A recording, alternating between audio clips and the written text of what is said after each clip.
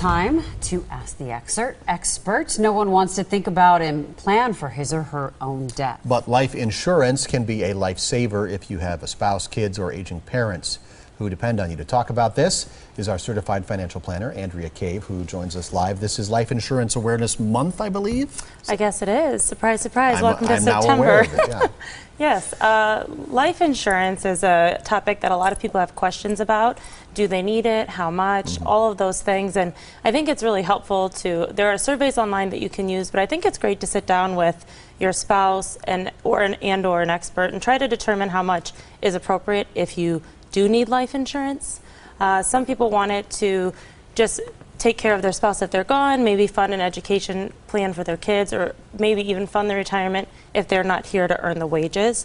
I know myself personally, I just got finished with my own life insurance, so I can speak from experience. It's not a painful thing to go through, but it's hard in determining the dollar amount and the type. I think people, it's a morbid topic. You don't want to, look at your life expectancy and things like that. But what else goes into choosing life insurance? Well, what you're talking about is true. I tell people that you really don't buy life insurance for you. You only buy life insurance if you care about or love somebody else, because you're not usually getting anything out of your own life insurance. Right there. Well, but it's very true. I will tell you, though, when it comes to determining the amount and if you should have it, those are the biggest factors. What happens if you're gone? Is that income missed? And what would necessarily make up for that difference, depending on what your objectives are. Is there a benefit to going, like we have life insurance offered here by the company, we can just do as a payroll deduction every month, going to an outside policy? Is one better than the other? There are pros and cons. So for example, myself, if I were with a corporation, I could buy a life insurance policy, but you and you're a male, I'm a female, and even if we were the same age and the exact same health, your insurance would be greater than mine. However, if you buy it at a company, you get what's called a blended rate, which is a unisex smoker rate. So you and I, even though my premium on my own, if I'm healthy, would be lower, would be greater if I buy it through a company.